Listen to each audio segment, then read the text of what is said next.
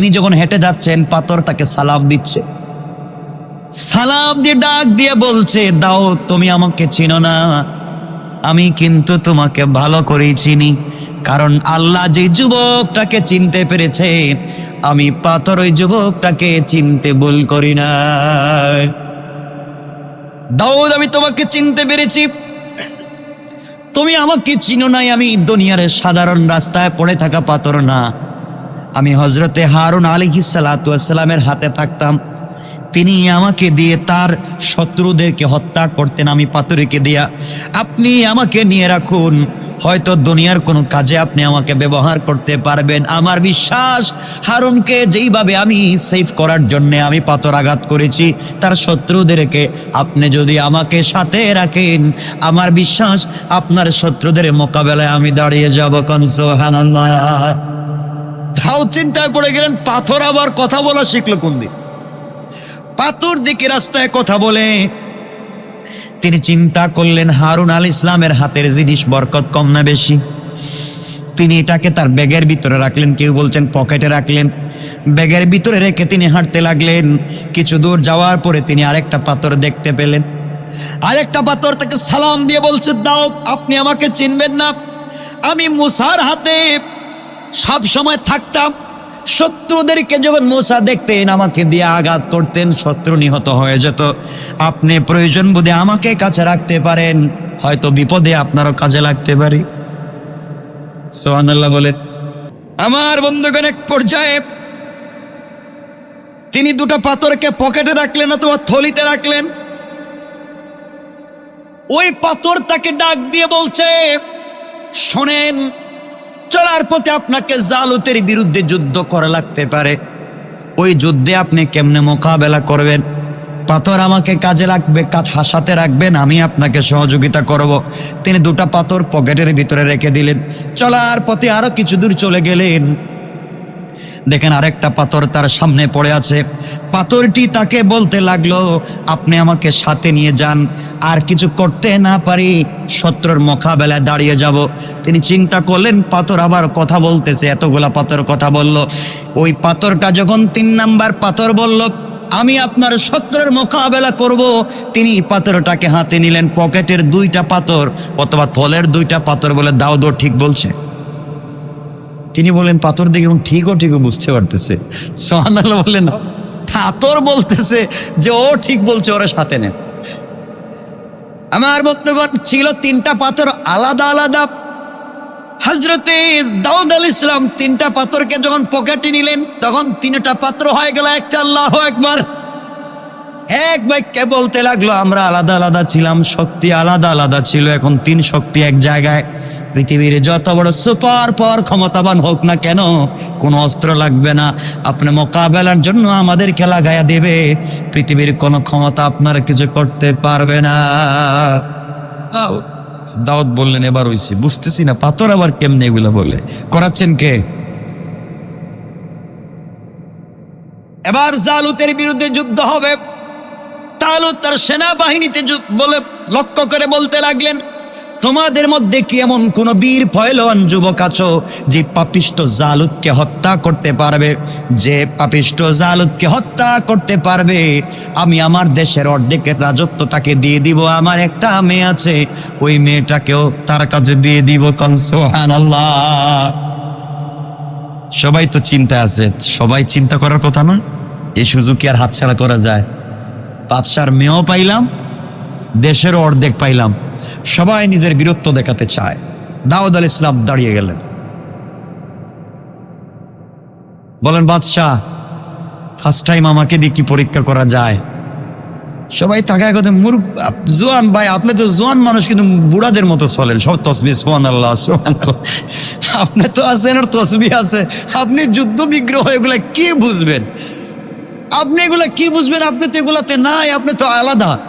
তিনি বললেন, বাদশাহ আমাকে কি একটু দেওয়া যায়?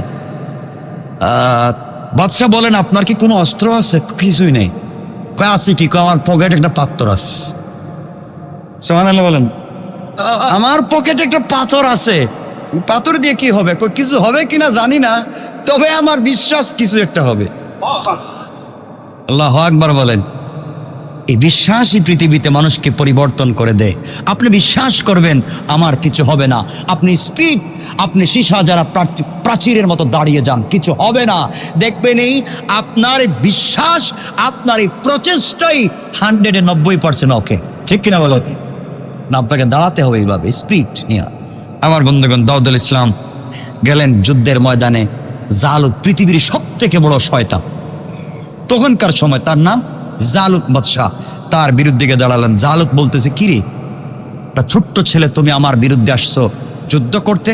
আমার লজ্জার ব্যাপার, তুমি এখান থেকে যাও, তুমি এখান থেকে যাও। এরা অদক্ষ অযোগ্য যুবক, আমার বিরুদ্ধে যুদ্ধ করতে চাও? একজন শক্তিশালী লোককে পাঠাও। আর আমার বিরুদ্ধে যুদ্ধ করার মতো ক্ষমতা একমাত্র তালুতের আছে, সুতরাং তোমাদের বাদশাকে পাঠাও। দাউদ আলাইহিস সালাম বলেন, এগুলা এই কিচ্ছা কাহিনী বাদ দেন, এই ওয়াজ নসিহতের দরকার নাই, আপনি আমার সাথে যুদ্ধ করতে পারবেন কিনা এটা বলেন। জালুত বলতেছে, তুই কি বলছিস? পিচ্চি ছেলে, আমার হাঁটুর কাছাকাছি পড়ে যায়, তুই আবার যুদ্ধ করবে আমার সাথে? দাউদ বলেন, এই ক্ষমতা যা ছিল এতদিন তোমার, আর যাই হোক আমার ভিতরে আল্লাহর তাওহীদ আছে। বাদশার উঠছে রাগ। এত টিটকারে দুষ্টামি করলে রাগ উঠবে না? সে তার সমূহ ক্ষমতা দিয়ে, শক্তি দিয়ে হযরত দাউদ আলাইহিস সালামের উপর আক্রমণ করেছে। কিন্তু আক্রমণ তো করেছে ঠিকই, মারছে তো জোরে, দেখে দাউদ থেকে অনেক দূরে পড়ছে, উপরে পড়ে নাই। চিন্তা করলো আমার এটা ভুল হইল। দাউদ বলেন, এবার রেডিও। জালুত বলতেছে, রেডি হবো মানে তোমার কাছে তো কিছুই নাই দেখলাম, হাত খালি। বলেন, বাইর করতেছি। এই কথা বলে পকেটে হাত দিয়ে বাইর করছেন পাথর একটা। আল্লাহু আকবার। বাদশা ভাই, কিরে পাথর দিয়ে কি করবে? পাথর বলতেছি, কি করবে একটু পরে দেখবে। আল্লাহু আকবার। ও বুঝে ওঠার আগে পাথর দিয়ে তিনি যখন আঘাত করেছেন, আঘাত করতে দেরি হয়েছে, জালুত মরে 70 গজ মাটির নিচে পর্যন্ত পৌঁছে গিয়েছে। আর যুদ্ধ করতে হয় এমনি জয়লাভ, সব ভাগছে, দেখছি পাথর দিয়ে যে কাজ করছে। যেখানে জালুত নাই, আমরা থেকে লাভ কি? সব ভাগো, জয়লাভ হয়ে গেছে। এই অভাবনীয় বিজয়ের মাধ্যমে মুসলমান সৈন্যগণ আল্লাহু আকবার ধ্বনিতে রণক্ষেত্রকে মুখরিত করে তুললেন। মুখরিত হয়ে গেল তৌহিদের আওয়াজ, পৌঁছে গেল সকল ঔপনিবেশিক মানুষের কাছাকাছি। আল্লাহ রাব্বুল ইজ্জত ওয়াল জালাল তালুতকে স্মরণ করিয়ে দিলেন, তালুত, তুমি না ওয়াদা করেছিলা যেই ব্যক্তি এই কাজটা করতে পারবে তাকে রাজত্বের অর্ধেক দিবা, নিজের মেয়েকে বিয়ে দিবা, এখন দাউদের কাছে বিয়ে দাও। সুবহানাল্লাহ বলেন না? বিয়ে দিলেন। কিছুদিন পরে দাউদ আলাইহিস সালামের শ্বশুরের নাম কি? তালুত। তিনি ইন্তেকাল করলেন। তিনি বাকি অর্ধেকের মালিক হয়ে পুরো রাজত্বের মালিক হয়ে গেলেন। সুবহানাল্লাহ। রাজত্বের মালিক হওয়ার পাশাপাশি আল্লাহ রাব্বুল ইজ্জত ওয়াল জালাল তাকে নবুয়তের মর্যাদায় ভূষিত করলেন। বলেন সুবহানাল্লাহ। এই যে দিন রাজত্ব লাভ করলেন, এই দিন ছিল 10 মুহররম আশুরা। আল্লাহ রাব্বুল ইজ্জত ওয়াল জালাল বলেন, ফাহাজামুহুম বিইذনিল্লাহি ওয়া কাতালা দাউদ জালুতা ওয়া আতাহুল্লাহুল মুলকা ওয়াল হিকমাতা ওয়া আল্লামাহু মিম্মা ইয়াশা। আল্লাহ রাব্বুল ইজ্জত ওয়াল জালাল বললেন, জালুতকে হত্যা করা হলো। আল্লাহ তাকে রাজত্ব এবং হিকমত দান করলেন। যা তিনি ইচ্ছা করলেন তা তাকে শিক্ষা দিলেন। আল্লাহ রাব্বুল ইজ্জত ওয়াল জালাল যা ইচ্ছা করলেন দাউদ আলাইহিস সালামকে শিক্ষা দিলেন। এর মাধ্যমে আল্লাহ রাব্বুল ইজ্জত ওয়াল জালাল যেই দিনে দাউদ আলাইহিস সালামকে রাজত্ব দান করলেন, ক্ষমতা দিলেন পূর্ণাঙ্গ, ওই দিন ছিল 10 মুহররম আশুরা। পড়েন সুবহানাল্লাহ। আমাদের অনেক সময় যাচ্ছে, আপনাদের কষ্ট হচ্ছে? কয়টা গেছে? আজকে সবগুলি শেষ করে দেব, আজকেই শেষ ইনশাল্লাহ। ঠিক আছেন তো সবাই আমার সাথে? আজ আলোচনা করবো না, বাকিগুলোর নাম বলে বলি শেষ করে দেব, এরপরে শেষ করে দিই। আমার বন্ধুগণ, কষ্ট হচ্ছে না তো? মনে থাকবে তো? কয়টা ঘটনা গেছি পর্যন্ত? 11 নম্বর। দাউদ আলাইহিস সালামের একজন পুত্র সন্তান ছিলেন যার নাম সুলাইমান আলাইহিস সালাম। এই সুলাইমান আলাইহিস সালাম একটা ঘটনার পরিপ্রেক্ষিতে রাজ্য হারিয়ে ফেলেছিলেন। রাজ্য হারিয়ে ফেলার কারণে যেই দিন রাজ্য ফিরে পেয়েছিলেন ওই দিন ছিল 10 মুহররম আশুরা। এই ঘটনা আপনারা জানেন। আমি সেদিকে যাব না, এই ঘটনা বলবো না। তবে আজকে ইচ্ছা, এই ঘটনা আপনারা যেভাবে জানেন অন্য ইতিহাসে আরেকভাবে বর্ণনা করেছে, আমি সে ঘটনা বলার দিকে যাচ্ছি না, সেগুলো বলতেও চাই না। আমার বন্ধুগণ, যাই হোক, সুলাইমান আলাইহিসসালাম রাজ্য হারিয়েছিলেন কেন, এর লম্বা ঘটনা আমি 2-2.5 ঘন্টা আলোচনা করলে ওটা শেষ হবার না, সুতরাং ওদিকে যাবই না। আমি শুধু একথা বলতে চাই, সুলাইমান আলাইহিসসালাম যখন ছোট, দাউদুল ইসলাম বৃদ্ধ হয়ে গিয়েছে, আল্লাহ বললেন, দাউদ তুমি তো ইন্তেকাল করবা, আজ হোক কাল, তো তোমার রাজত্ব দেখবে কে? তুমি তোমার একটা বাচ্চাকে রাজত্ব দেও। দাউদুল ইসলাম বলেন, আল্লাহ আমি কার কাছে রাজত্ব দিব, আমার তো অনেকগুলো ছেলে। আল্লাহ বললেন, তোমার যেই ছেলেটা খুব চালাক তাকে দাও।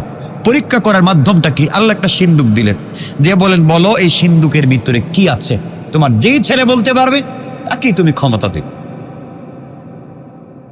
দাউদুল ইসলাম এই সিন্দুক নিয়ে বসছেন, সকল ছেলেকে ডাকলেন, এর ভিতরে কি আছে? যে যার মতো করে বলতেছে, বাবা এটার ভিতরে এইটা আছে, ওইটা আছে, কারো কথাই লাগে না। শেষ পর্যন্ত সবার ছোট সুলাইমান আলাইহিস সালামকে বলা হলো, তুমি বলো তো এর ভিতরে কি আছে। সুলাইমান বলেন, বাবা এর ভিতরে আছে একটা আংটি। আল্লাহু আকবার বলেন। দাউদ আলাইহিস সালাম এই সিন্দুক খুললেন, খুলে দেখেন সত্যি এর ভিতরে একটা আংটি আছে। সন্তানের কথা সত্য হলো, তিনি সন্তানকে আংটিটা পরায়া দিলেন এবং রাজ মুকুটটা তার মাথায় পরায়া দিলেন। যেই সময় আংটিটা হাতে পরায়া দিলেন, দিতে দেরি হয়েছে, সাথে সাথে বাতাস তার করায়ত্ত চলে এসছে, বাতাস তার কথা শুনতে বাধ্য, জিন্নাত তার কথা শুনতে বাধ্য, এক কথা আল্লাহর সকল সৃষ্টি তার পায়ের সামনে পৌঁছে গেল। খুব ক্ষমতা না এখন সুলাইমানের, বিশাল ক্ষমতা, বিশাল ক্ষমতা। তিনি একদিন চিন্তা করলেন, আমার তো অনেক কিছু আছে, আমার তো যা মন চায় তাই করতে পারি, কিন্তু এই দেশে পৃথিবীটা টিকায় রাখতে গেলে, কারণ তিনি একটা দেশের বাদশা না, গোটা সৃষ্টির, গোটা দুনিয়ার বাদশাহ সুলাইমান, বিশাল বাদশাহী। তিনি বললেন, এতগুলা টিকায় রাখতে গেলে নিজস্ব সেনাবাহিনী না থাকলে এগুলা থাকে না, কারণ সেনাবাহিনী বেইমানি মাঝে মাঝে করতে পারে, কথা বলে থাকে। নিজস্ব সেনাবাহিনী থাকলে ভর থাকে যে এটা কমপক্ষে বেইমানি করবে না, মিথ্যা বলবে না। তিনি চিন্তা করলেন, ওই সময় ইতিহাসে তারিখে পাওয়া যায়, ওই সময় তার 1000 স্ত্রী ছিলেন। কয় হাজার? এই পুরুষটা চিন্তা করছেন আমাদের মতো, কয়জন বউ রাখছে? বউ 1000, বাদী দাসী তো অভাব ছাড়া। এই ওয়াজে যাচ্ছি না আজকে। 1000 স্ত্রী, চিন্তা করেন, আমি আজকের রাত্রে 1000 স্ত্রীর সাথে মেলামেশা করব, আমার বিশ্বাস 1000 ছেলে সন্তান হবে, এবং 1000 ছেলেকে আমি সেনাপতি বানাবো, এবং 1000 ছেলের মাধ্যমে আমি এই পৃথিবীতে দিন জিন্দা রাখবো। তার চিন্তাটা খারাপ বলেন না? ভালো, কিন্তু ইনশাল্লাহ বলেন নাই। ছোট একটা কথা, ইনশাল্লাহ তিনি বলেন নাই। আমি একমাত্র বোঝাবার জন্য কথাটা বলছি। সব ঠিক, আপনি ভালো কাজ করছেন, কিন্তু আল্লাহর উপরে ভরসা রাখবেন, নাহলে কাজ হবে না। তিনি ইনশাল্লাহ বললেন না। তিনি 1000 স্ত্রীর সাথে মেলামেশা করলেন, 1000 স্ত্রীর কেউই প্রেগনেন্ট হলেন না, গর্ভবতী হলেন না, হয়েছেন মাত্র একজন। কয়জন? তিনি আফসোস করলেন, কি ভুল করলাম, কি কথা বলছি, কোনটা কোনটা ভুল হয়ে গেছে, নাইলে এমন তো হওয়ার কথা না। তাও কি হয়েছে, যিনি প্রেগনেন্ট হয়েছেন, ডেলিভারি কি দিয়েছেন, আল্লাহ কোরআনে কারীমের 38 নম্বর সূরা সাদের 34 নম্বর আয়াতে আল্লাহ বলেন, আল্লাহ রাব্বুল ইজ্জত ওয়াল জালাল বলেন, ওয়ালাকাদ ফাতান্না সুলাইমান ওয়া আলকাইনা আলা কুরসিহি জাসাদা সুম্মা আনাব। আল্লাহ বলেন, আমি তো সুলাইমানকে পরীক্ষা করলাম, তার আসনের উপরে রাখলাম একটা ধর। আল্লাহ রাব্বুল ইজ্জত ওয়াল জালাল বললেন, প্রসব হওয়ার পরে দাত্রী, স্ত্রী যখন প্রসব করলো, দাত্রী দেখলো এটা কোনো মানুষ না, হাত নাই, পা নাই, একটা মাংসের টুকরা, গোশতের টুকরা, গোশতের টুকরা। এই মাংস পিণ্ড বা গোশতের টুকরাটাকে দরবারে নিয়ে এসে সুলাইমান আলাইহিস সালামের সিংহাসনের উপরে রেখে দিলেন। সুলাইমান নিজের ভুল বুঝতে পারলেন, আল্লাহর কাছে ক্ষমা প্রার্থনা করলেন, আর বলেন, আল্লাহ তাআলা, আমি মনে করেছিলাম স্ত্রী আমার, আমি মেলামেশা করলে সন্তান হবে আমার, ইনশাল্লাহ বলি নাই, বুঝতে পেরেছি, ভুল হয়ে গিয়েছে, জীবনে এই কাজ আর করব না। কিন্তু আল্লাহ বললেন, না, তোমার একটা শিক্ষা দেওয়া দরকার, জীবনে যেন এই কাজ আর কেউ না করে। এই কাজ মানে ইনশাল্লাহ না ছাড়ে। এজন্য আজকের থেকে আমরা বলবো, ইনশাল্লাহ আগামীকালকে তোমার ঘর চুরি করব, ইনশাআল্লাহ। নাকি ইনশাআল্লাহ ভালো কাজে ব্যবহার করেন, ভালো কাজে ইনশাআল্লাহ বলেন। যারা আরবে গিয়েছেন, সৌদি আরবে, এরা দেখবেন কথায় কথা আলহামদুলিল্লাহ, সুবহানাল্লাহ, ইনশাআল্লাহ, মাশাআল্লাহ, মানে এছাড়া কোনো কথাই নেই, সুর, কিন্তু খালি ইনশাআল্লাহ কয়। ঠিক না বলেন? অভাব নাই ওদের, ওদের মুখে আছে ইনশাআল্লাহ, সুবহানাল্লাহ, মাশাআল্লাহ, জাযাকাল্লাহ, আলহামদুলিল্লাহ, হাইয়াকাল্লাহ, তাবারাকাল্লাহ, মানে বলতেই আছে। অথচ পাঞ্জাবির নিচে লম্বা জুব্বা পড়ছে, একটা পায়জামা পরে নাই। এত শয়তান, মানে এত শয়তান এরা। কিন্তু তাবারাকাল্লাহ, মাশাআল্লাহর অভাব নাই।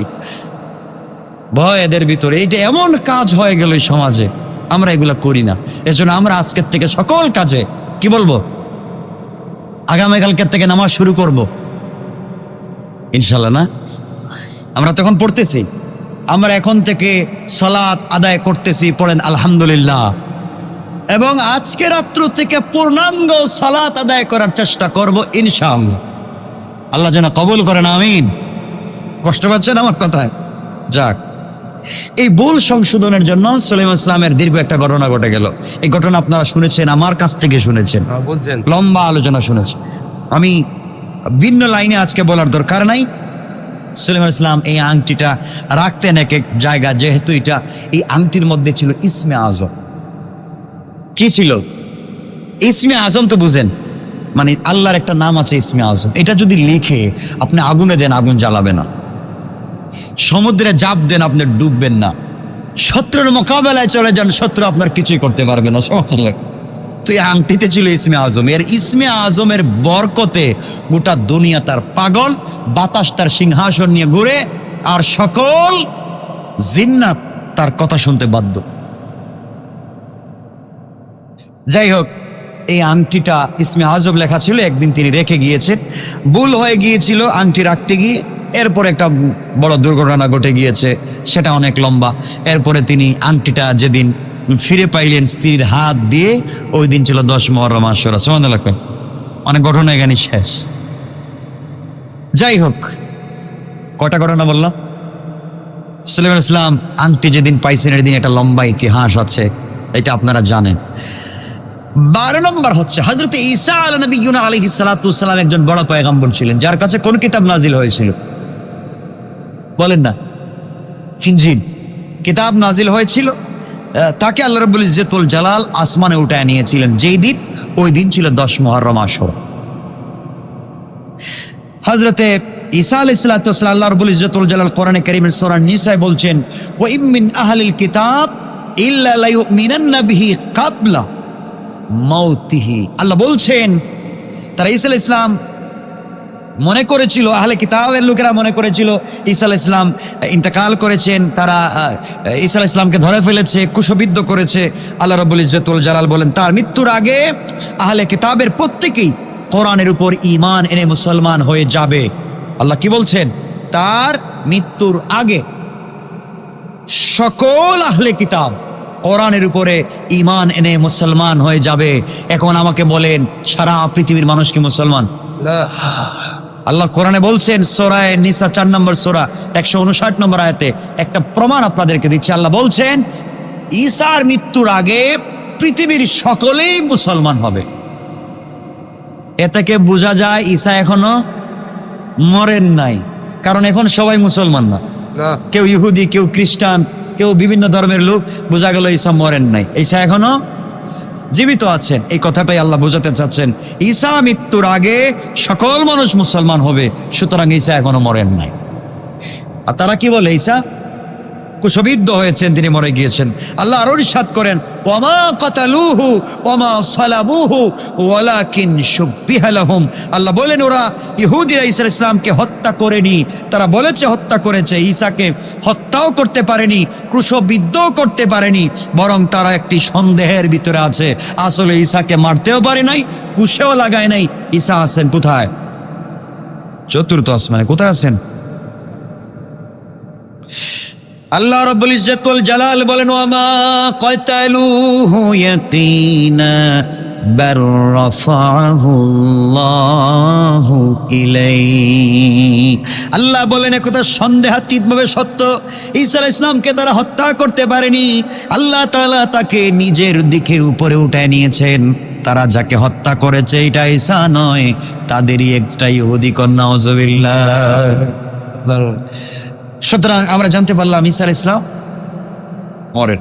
তারা যেদিন ঈসা আলাইহিস সালাম, দুররে মনসুর একটা সহিহ হাদিসে আছে, রাসূল পাক বলছেন ইন্না ঈসা লাম ইয়ামুত ওয়া হুয়া রাজিউন ইলাইকুম ক্বাবলা ইয়াউমিল কিয়ামা। আল্লাহ রাসূল বলছেন যে ঈসা মারা যাননি, কিয়ামতের পূর্বে তিনি আবার তোমাদের কাছে ফিরে আসবেন। বলেন না সুবহান। এখান থেকে আমরা বুঝতে পারলাম যে ঈসা আলাইহিস সালাম কোথায় আছেন। ঈসা আলাইহিস সালামকে ওরা মারতে চাইলো। যেদিন তারা মারতে চাইলো ওই দিন তো পুরা গড়কে ব্যারিকেড দিছে, ঈসা আলাইহিস সালাম ভিতরে ঘুমায় আছেন। আল্লাহ জিবরিল আমিনকে পাঠায় বলেন ঈসার গড়ের উপরের ছাদটা খুলে ফেলো। আর ওরা তো ঈসাকে মারতে চায়, ঘর থেকে বের হলে তুমি ঈসাকে এদিকে উঠাইয়া আমার কাছে নিয়ে আসো। ঈসা আলাইহিস সালামকে জিবরিল আমিন নিয়ে গেলেন। সকাল হয়ে গেল, ঈসা তো ঘর থেকে বের হন না। সবাই বলে ঈসা গেল কই? তাদের মধ্যে খুব বেশি কিছু মানুষ আছে না যে বেশি বেশি কাজ করে, আগে থাকতে চায় সব কিছুর, মানে বেশি বুঝে। আপনারা এটা কি বলেন যে বেশি বুঝে, যে আপনারা বলেন বেশি মাতবর, বেশি পণ্ডিত, এই বুঝছেন, বেশি পণ্ডিত, কিছুই বুঝে না, সব বুঝে। এর জিখাইলে দেখবেন সব বুঝে, আসলে কিছুই বুঝে না। ওই বেশি পণ্ডিত একটা যুবক ছিল, হ্যাঁ, দরজা ভেঙে ঘরের ভিতরে ঢুকে গেছে। ঘরের ভিতরে অন্ধকার, ঈসা আলাইহিস সালাম কোথায়? আসমানে। ঢুকে ঈসা আলাইহিস সালামকে পায় নাই। তারিখে পাওয়া যায় আল্লাহ রাব্বুল ইজ্জতুল জালাল তাকে ঈসার সুরত ধরায়া দিছে। এরপরে পুরা লোক যখন ঢুকে দেখছে এই লোকটারে, এর এমন মায়ের শুরু করছে।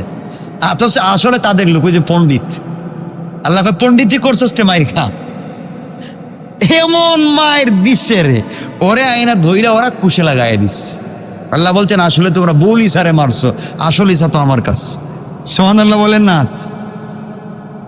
সুতরাং এই যেই দিন আল্লাহ ঈসা আলাইহিস সালামকে উপরে উঠিয়ে নিয়ে গেলেন, এই দিন ছিল 10 মুহররম আশুরা। কয়টা ঘটনা বলছি? 12টা। 13 নম্বর ঘটনা হলো ঈসা আলাইহিস সালামকে আল্লাহ যেদিন ইনজিল কিতাব দিলেন। কোন কিতাব? ইনজিল কিতাব যেদিন দেন ওই দিনও ছিল 10 মুহররম আশুরা।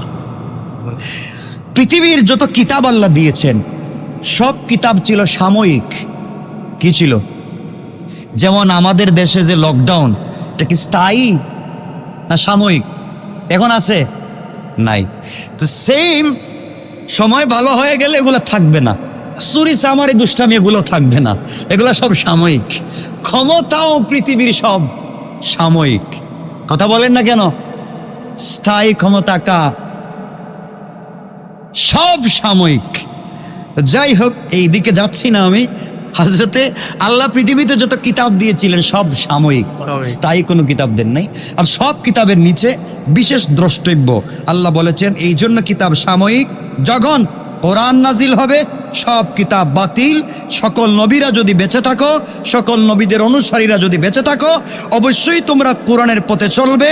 এবং সাদরুল আম্বিয়া মুহাম্মদুর রাসূলুল্লাহ সাল্লাল্লাহু আলাইহি ওয়াসাল্লাম, সরদারুল আম্বিয়া, সকল রাইসুল আম্বিয়া মুহাম্মদুর রাসূলুল্লাহ সাল্লাল্লাহু আলাইহি ওয়াসাল্লামকে তোমাদের অনুসরণ করা লাগবে। কনসম এই কথাটা সব কিতাবে ছিল যে এটা হচ্ছে স্থায়ী আর ওগুলা অস্থায়ী, সাময়িক। এগুলা দিলেন আল্লাহ। তারা জিদের বশবর্তী হয়ে কোরআনকে মানতে চায় না। কারণ আল্লাহ পৃথিবীতে বাকি যত কিতাব দিয়েছিলেন কোরআন ছাড়া, এগুলার ভাষা ছিল হিব্রু, সুরিয়ানি, ইব্রানি। এই পৃথিবীতে হিব্রু নামে কোনো ভাষাও নাই, সুরিয়ানি নামে কোনো ভাষাও নাই, ইব্রানি নামে কোনো ভাষাও নাই, এগুলার কোনো বর্ণমালাও নাই। আল্লাহ বলেন এগুলার কিতাবও আমি উঠিয়ে নিয়ে গিয়েছি, এগুলার বর্ণমালাও আমি উঠিয়ে নিয়ে গিয়েছি। সুতরাং জাবুর, ইনজিল, তাওরাত এগুলা হিব্রু ভাষায়, সুরিয়ানি ভাষা নাজিল করেছেন। এই ভাষায় কোন লোকে আজ পর্যন্ত কথা বলে না। তাহলে কিতাব গেল কই? এখন তাদের কাছে যে কিতাব আছে এটার নাম কি? বাইবেল। এটা কোন ভাষায় লেখা বলেন না কেন? ইংরেজি ভাষায় আপনাদের জানা মতে বা আপনাদের কারো জানা মতে, কারণ আপনারা অনেক কিছুই জানেন, আমার থেকেও জানেন আলহামদুলিল্লাহ, মাসে অনেক কিছু জানেন যেটা আমিও জানি না, আপনারা জানেন। তো আপনাদের এই জানার ভিতরে কি এমন কোন জানা বিষয় আছে যে আল্লাহ রাব্বুল ইজ্জতুল জালালের পৃথিবীতে কোন একটা কিতাব ইংরেজি ভাষায় নাজিল করেছে? জানা থাকলে একটু হাত তুলে। নাই। তো পৃথিবীতে বোঝা গেল ইংরেজি ভাষায় কোনো কিতাব, তাহলে এই যে বাইবেলকে তারা বলছে এটা আল্লাহর কিতাব, এটা কি সত্য না মিথ্যা? আর আল্লাহ বলছেন এই ভাষায় তো আমি কোনো কিতাবই দিলাম না, এটা পাইলো কোয়েরা? আমি তো দিয়েছি হিব্রু ভাষায়, সরিয়ানি ভাষায়, ইবরানি ভাষায়, এগুলো পাইলো কই? সুতরাং এই ভাষাও নাই, এই কিতাবও নাই। সুতরাং কোরআন ছাড়া, আল্লাহ কোরআন কোন ভাষায় নাজিল করছে? আরবি কি এখন পৃথিবীতে আছে? কোরআন ঠিক আছে, বাকি একটাও কিতাব নেই। এটা প্রমাণ করে সুরিয়ানি ভাষা, হিব্রু ভাষা, ইব্রানি ভাষা পৃথিবীর থেকে উঠে যাওয়া প্রমাণ করে ওগুলা ছিল সাময়িক। আরবি ভাষা থেকে যাওয়া, কোরআন এখানে থেকে যাওয়া, এটা প্রমাণ করে কোরআন হচ্ছে একমাত্র স্থায়ী কিতাব। যাই হোক, আল্লাহ রাব্বুল ইজ্জতুল জালাল, এখন আপনারা বলবেন এর প্রমাণ কি? ওরা যে কিতাবকে বিকৃত করেছে, বাইবেল যে নিজের ভাষায় লিখছে, এটার প্রমাণ লাগবে না? আপনারা তো প্রমাণ চান না, লাগবে না প্রমাণ? আল্লাহ রাব্বুল ইজ্জতুল জালাল কোরআনে কারীমের 2 নম্বর সূরা বাকারার 79 নম্বর আয়াতে আল্লাহ বলেন, ফাওয়াইলুল লিল্লাযীনা ইয়াকতুবুনাল কিতাবা বিআইদিহিম সুম্মা ইয়াকুলুনা হাদা মিন ইনদিল্লাহি লিয়াশতারু বিহি সামানান কলিলা ফাওয়াইলুল লাহুম মিম্মা কাতাবাত আইদিহিম ওয়াইলুল লাহুম মিম্মা ইয়াকসিবুন। আল্লাহ রাব্বুল ইজ্জতুল জালাল বললেন, দুর্ভোগ তাদের জন্যে যারা নিজ হাতে কিতাব রচনা করে এবং তুচ্ছ অল্প মূল্য প্রাপ্তির জন্যে তারা এটাকে বিক্রি করে বলে আল্লাহর পক্ষ থেকে এসেছে। আল্লাহ রাব্বুল ইজ্জতুল জালাল বলেন, এই গ্রন্থ আল্লাহর পক্ষ থেকে এসেছে যারা বলে, কিন্তু সেটা আল্লাহর পক্ষ থেকে আসে না। যারা জেনে শুনে আল্লাহ সম্পর্কে মিথ্যা বলে, আল্লাহর লানত তাদের উপরে, কন্যা নাউযুবিল্লাহ। সুতরাং আল্লাহ বলতেছেন, কিছু লোক আছে যারা কিছু টাকা পয়সা ইনকামের জন্য বলে এটা আল্লাহর কালাম। অনেক লোক আছে দেখবেন আল্লাহ বলছেন, আল্লাহ কথা বলছেন, আল্লাহ বলছেন তো আর বলে আর এই আয়াতটা আর বলে নেই, নিজে একটা বাংলা কথা বলে ফেলেছে। আল্লাহ যে বলছেন এটা পাচ্ছি না খুঁজে। এরাও যে বলতেছে এটা বাইবেল, এটা আল্লাহর কিতাব, আল্লাহ বলছেন, ওটা বানানো। ওরা বানায়া ব্যবসা করতেছে, টাকা দিয়ে বিক্রি করতেছে, ঠিক না? আল্লাহ বলছেন এগুলো শয়তান। যাই হোক, এই যেদিন আল্লাহ ইনজিল কিতাবটা নাজিল করলেন, ওই দিন কি ছিল? কয়টা ঘটনা বলছি? 13। 14 নম্বর ঘটনা হচ্ছে আইয়ুব আলাইহিস সালাতু ওয়াস সালাম অসুস্থতা থেকে, যেদিন বিশাল অসুস্থ ছিলেন আইয়ুব আলাইহিস সালাম, যেদিন সুস্থ হলেন ওই দিন ছিল আশুরার 10 নম্বর। আমার বন্ধুগণ, এই ঘটনা তো অনেক লম্বা। কেউ বিভিন্ন হযরত আনাস রাদিয়াল্লাহু তাআলা বলেন তার রোগ ছিল 7 বছর পর্যন্ত এবং কয়েক মাস। কেউ বলছেন 18 বছর। তিনি আনাস বলছেন কয় বছর? 7 বছর কয়েক মাস। আর অন্যান্য কিতাবে পাওয়া যায় কত বছর? 18 বছর। হযরতে আইয়ুব আলাইহিস সালাম খুব ভালো মানুষ ছিলেন, প্রচুর ধন সম্পদ ছিল, টাকার অভাব নাই, সম্পদের অভাব নাই, ছেলে মেয়ের অভাব নাই, বউ, দাসী, বাদী, গৃহপালিত পশু, জন্তু, সবকিছুর অভাব নাই। এত কিছু থাকবার পর আল্লাহ তাকে পরীক্ষা ফালায় দিলেন। কিসে ফালায় দিলেন? পরীক্ষা ফালায় দিলেন। তার সারা শরীরে হয়ে গেল কুষ্ঠরোগ। কি রোগ হয়ে গেল? কুষ্ঠরোগ হয়ে গেল। দীর্ঘদিন পর্যন্ত কুষ্ঠরোগের কারণে তিনি আর সহ্য করতে পারলেন। এক পর্যায়ে এত দুর্গন্ধ হয়ে গেল, শুধুমাত্র তার শরীরের মধ্যে একটা জায়গা, জিহ্বাটা ব্যতীত আর ওই হৃৎপিণ্ড যেটা দিয়ে শ্বাস আসে আর যায়, এই জায়গাটা ছাড়া পুরা বডি পচে গেল, দুর্গন্ধ হয়ে গেল, পোকায় ধরে ফেললো। একদিন একটা পোকা তা দেহতে কিছু খুঁজে পাচ্ছে না খাওয়ার জন্য, তখন এই পোকাটা পড়ে গিয়েছে শরীর থেকে হযরতে আইয়ুব আলাইহিস সালামের। আইয়ুবকে তার এলাকার লোকেরা অনেক জঙ্গলে ফেলে দিয়েছে, আপনারা জানেন, আমি ঘটনা বলছি না। তো শরীরে একটা পোকা ছিল, পোকা খাচ্ছে এবং নাই কি আর খাবে, পোকাটা পড়ে গেছে। তিনি বললেন, আহারে পোকা, তুমি আমার শরীর থেকে পড়ে গেলা। এই কথা বলে ধরছেন, ধরে আবার জায়গায় বসে বলছেন, তৃপ্তি সহকারে খাও, তুমিও আল্লাহর সৃষ্টি আর আমার শরীরটাও আল্লাহর সৃষ্টি, সুতরাং যেভাবে ভাল লাগে খাও। সুবহানাল্লাহ বলেন। আল্লাহ কিভাবে বলছেন যে তুমিও আল্লাহর সৃষ্টি, আর আমিও আল্লাহর সৃষ্টি। তুমি আল্লাহ তোমাকে পাঠাইছেন আমার বডিতে খাওয়ার জন্য, যেভাবে মন চায় খাও। এই কথা শুনে আর তিনি যখন ওটাকে ধরে আবার দিছেন, এত জোরে ক্ষত স্থানে দিয়েছে কামড়। কামড় দেওয়ার সাথে সাথে তার সর্বশক্তি দিয়ে কামড় দিছে। হযরতে আইয়ুব আলাইহিস সালাম কামড় খেয়ে সহ্য করতে পারলেন না, চোখ থেকে পানি ছেড়ে কাঁদতে শুরু করলেন। আর তিনি অজান্তেই বলে ফেললেন, অজান্তেই বললেন, হে আমার রব, আমি কষ্টে পড়েছি, আর আপনি তো শ্রেষ্ঠ দয়াবান। আপনার চাইতে বড় দয়াবান তো পৃথিবীতে আর কেউ নাই। আমি বহুত কষ্টে আছি, আমার সহ্য হচ্ছে না। এই কথা আইয়ুব আলাইহিস সালাম বলছেন। আর আল্লাহ এই কথাকে কেমনে বলছেন দেখেন। আল্লাহ বলেন, ওয়াজকুর আবদানা আইয়ুব إذ نادى ربه أني مسني الشيطان بنصب وعذاب اركض برجلك هذا مغتسل بارد وشراب। আল্লাহ রাব্বুল ইজ্জত ওয়াল জালাল তার কথাগুলো শুনলেন। আমার বান্দা আইয়ুবকে যখন সে তার রবকে ডেকে ডেকে বলছে, আল্লাহ তাআলা, শয়তান তো আমাকে যন্ত্রণা এবং কষ্টে ফেলে দিয়েছে। ঘটনা অন্যদিকে, শয়তান ফু দিয়েছিল, এই জন্য আইয়ুবের এই ঘটনা ঘটেছিল, লম্বা ইতিহাস, সেদিকে যাব না। কষ্টে পড়ে আমাকে বলছে, আল্লাহ আমি কষ্টে পড়েছি। আমি তাকে বললাম, তুমি তোমার পা দিয়ে মাটিতে আঘাত করো। আল্লাহ বলেন, আইয়ুব রে, এতদিন পর্যন্ত অসুস্থ, কোনোদিন কিছু বলো নাই, আজকে বললা কেন?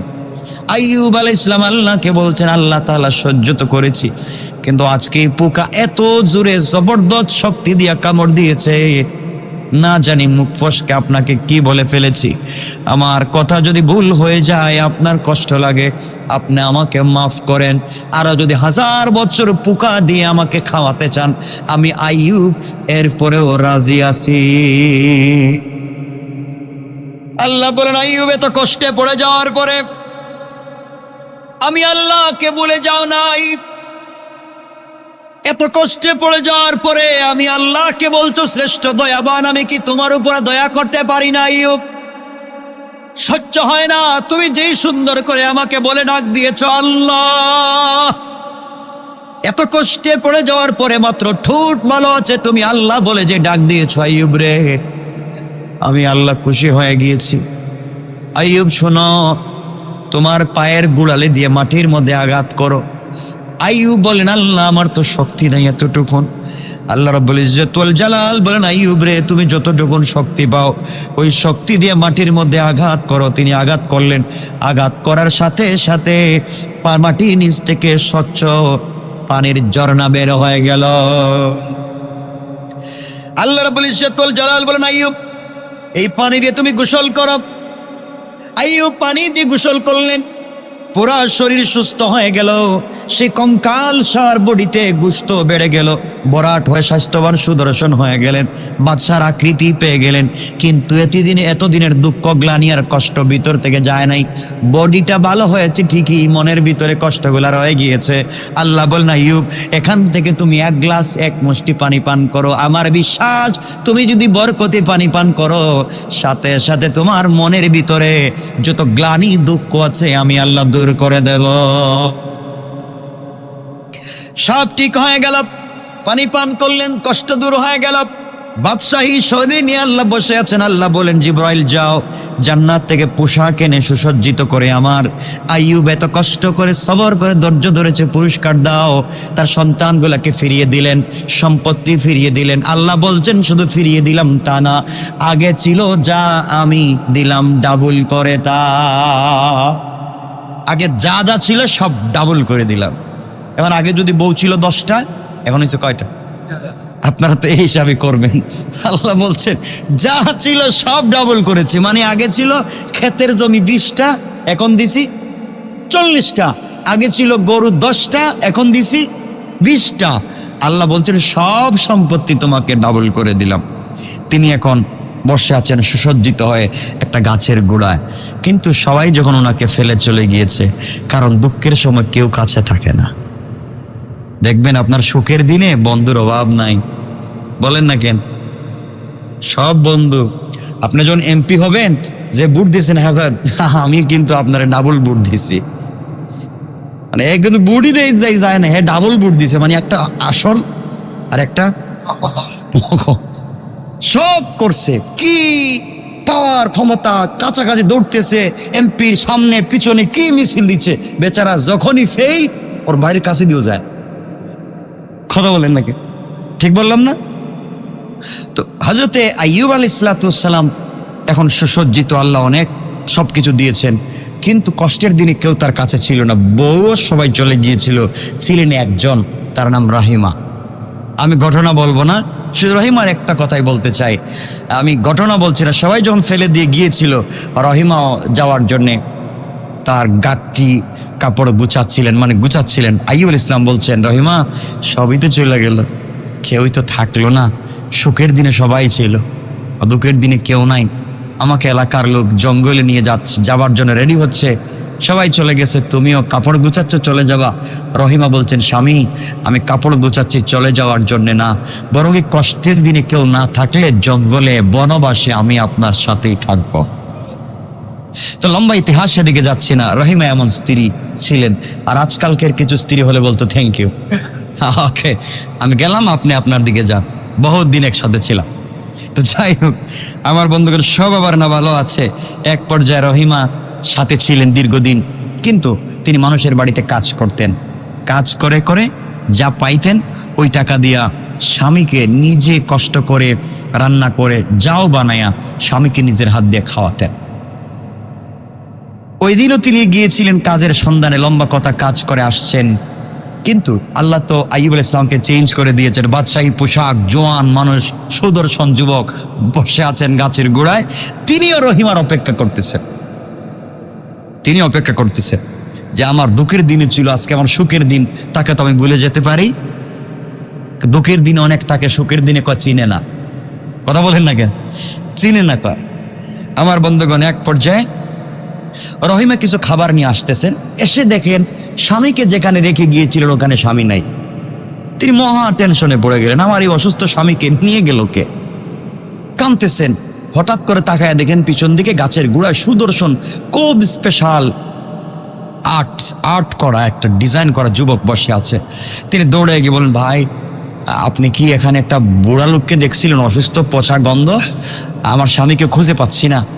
আইয়ুব কিন্তু বুঝতেছেন সব, আমি কিন্তু আমার স্বামীকে খুঁজতেছি। আইয়ুব আলাইহিস সালাম বললেন, ওর নাম কি? এখানে ছিল, গ্রামের মানুষ ফালায় গেছে, আমি এলাকায় গেছিলাম কাজ করার জন্য, আমার একটু দেরি হয়ে গেছে, আমার স্বামীকে কি কেউ নিয়ে গেল নাকি কি হইলেন বুঝতে পারতেছি না, আপনি কি দেখছেন? আইয়ুব আলাইহিস সালাম এবার বললেন, আপনি কি আমাকে চিনতে পেরেছেন? আমাকে কি চিনতে পেরেছেন আপনি? হযরতে রাহিমা বলছেন, আমি কেমনে চিনবো আপনাকে, আমি কোনোদিন দেখি নাই। বলে একটু বেশি করে তাকান। ওই কথা বলতেই হযরতে আইয়ুব আলাইহিস সালাম যখন সুস্থ থাকতেন তখন তিনি মুচকে হাসতেন। মুচকে হাসলে গালের ওখানে টুল পড়তো, টুল তো বুঝেন, টুল পড়তো। তো রহিমা এটাকে খুব ফলো করতেন। ওই লোকটাও যখন বলছে যে তোমার স্বামী কেমন ছিল, তুমি আমাকে চিনো কিনা, এই কথা বলে আইয়ুব আলাইহিস সালাম মুচকি হাসলেন এবং এখানে টুল পড়লো। ওই হাসিটা দেখেই রাহিমার মনে পড়েছে, আমার স্বামী তো ভাবি হাসতেন। সুবহানাল্লাহ। তাইলে আপনি কি আমার স্বামী?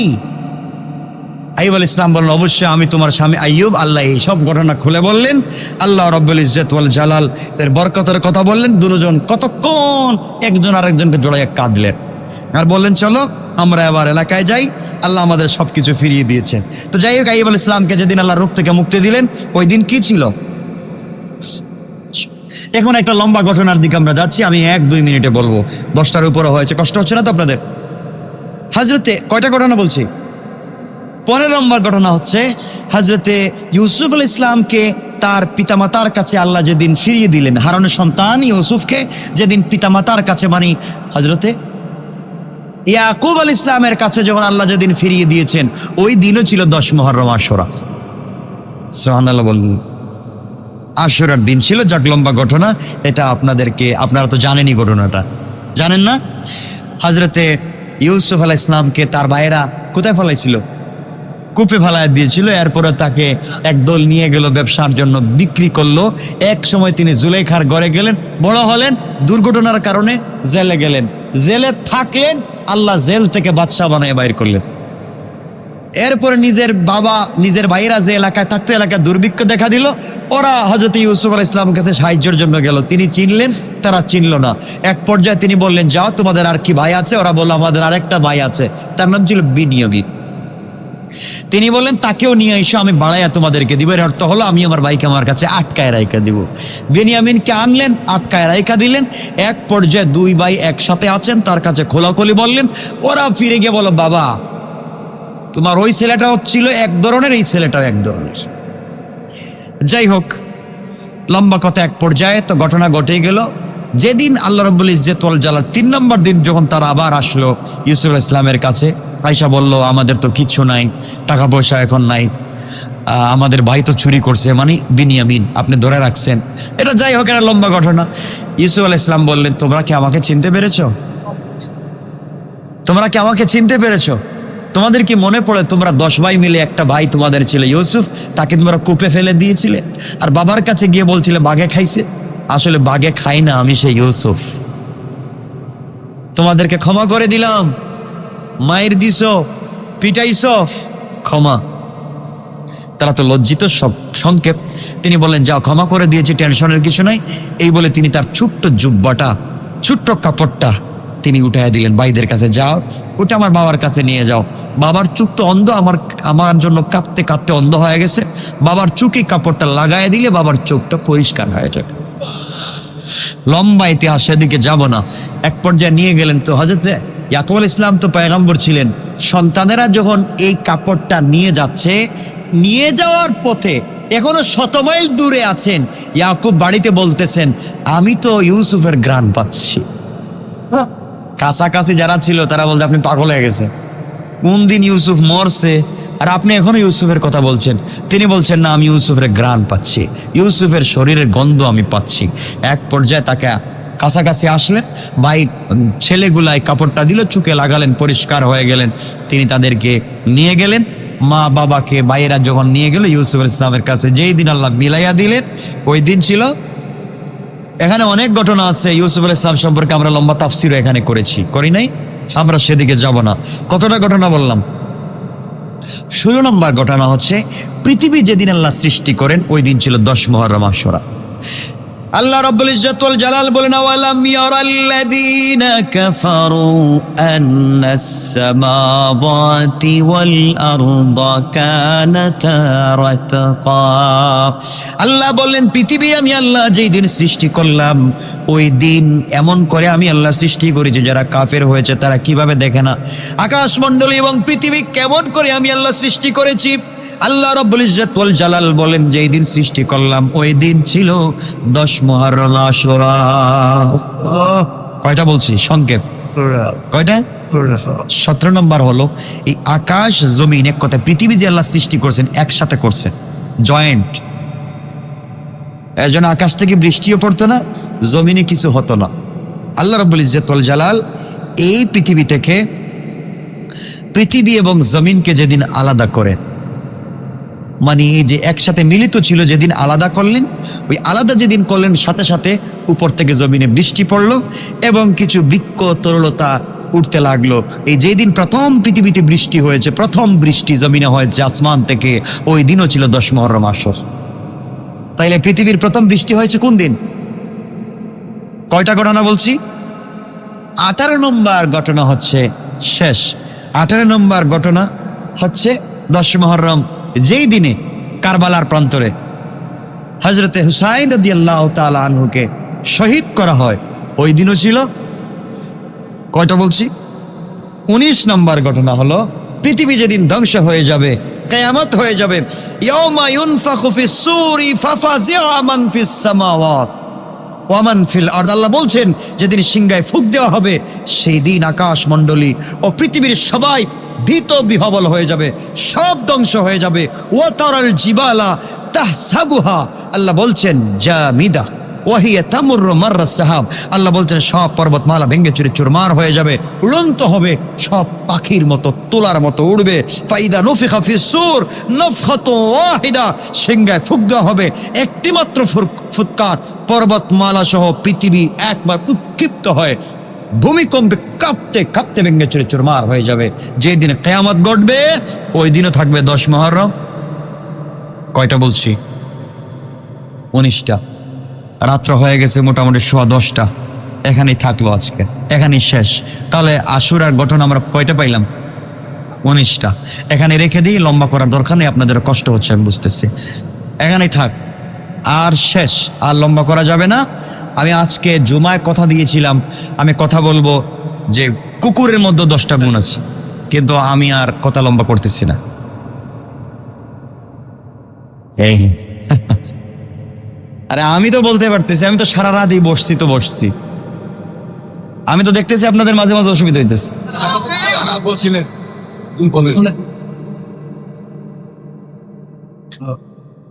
অনেকের কষ্ট হচ্ছে আমি দেখতেছি। থাক, আগামী জুমায় বললে হবে না?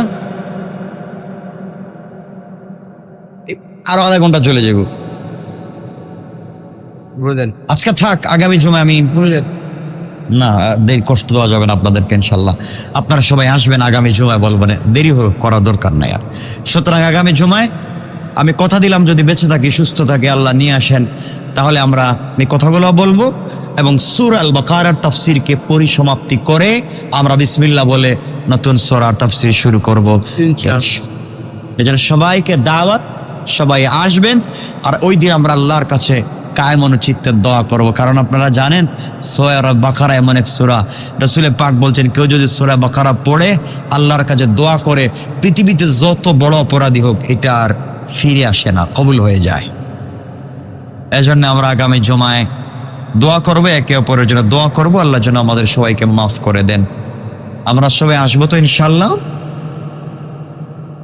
আমার জন্য দোয়া করবেন, আপনাদের সবার জন্য দোয়া থাকলো।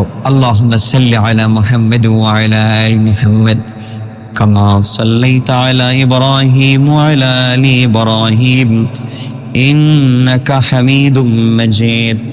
আল্লাহুম্মা বারিক আলা মুহাম্মাদ ওয়া আলা আলি মুহাম্মাদ كما باركت على إبراهيم وعلى آل إبراهيم إنك حميد مجيد. أستغفر الله إن الله غفور رحيم.